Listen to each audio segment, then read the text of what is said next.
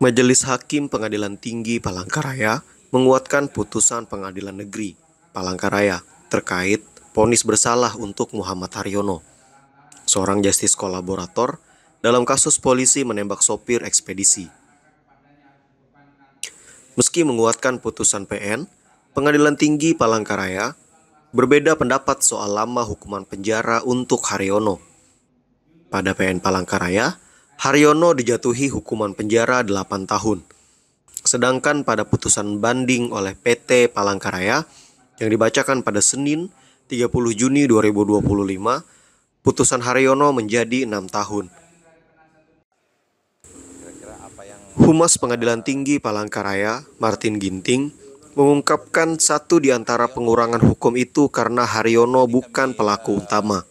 Dia hanya membantu terdakwa utama, yakni Anton Kurniawan, yang merupakan mantan polisi. Ini adalah telah diputus. Pada prinsipnya Majelis Hakim menguatkan putusan dari Pengadilan Negeri yang dimohonkan banding, hanya masalah strahmat, ya, penjatuhan hukumannya. Majelis Hakim Tinggi berbeda pendapat dengan Majelis Hakim Pengadilan Negeri, di mana di Pengadilan Negeri dijatuhi hukuman 8 tahun, di Majelis Hakim PT atau tingkat banding dijatuhi hukuman selama 6 tahun. Adapun alasan-alasan yang tadi saya sempat simak dari putusan yang dibacakan oleh Majelis Hakim, bahwa terdakwa Haryono bukan pelaku utama, ya, dia merupakan suruhan ataupun membantu dari terdakwa utamanya, yaitu Anton Kurniawan, ya. Dan kalau kita lihat, ya, 6 tahun itu dia ini memang pelaku yang sifatnya membantu atas tekanan dari pelaku utamanya yang polisi, ya, untuk mencari kendaraan yang menjadi target untuk dicuri atau diambil secara paksa di lapangan.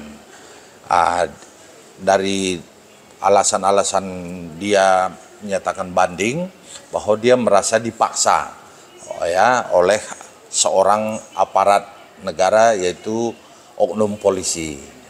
Namun Majelis Hakim berpendapat bahwa walaupun dia disuruh ataupun diminta membantu pelaku utamanya, namun dia tahu, dia menyadari, ya, perbuatan itu adalah mengarah ke tindak pidana kejahatan. Jadi mens reanya, ya, niatnya itu dia sudah tahu.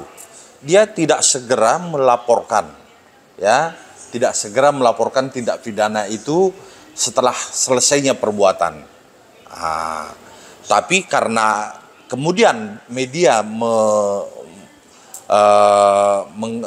mengetahui melalui mass media bahwa ditemukan mayat, ya, korban, dan akhirnya dia merasa, wah, ini mungkin ketahuan, sehingga dia memang ada inisiatif melaporkan diri, ya, melaporkan, dan sekaligus dia menjadi justice kolaborator. Artinya dialah sebagai saksi, termasuk pelaku juga, ya, yang mengakibatkan menjadi perkara ini lebih mudah dan cepat terungkap.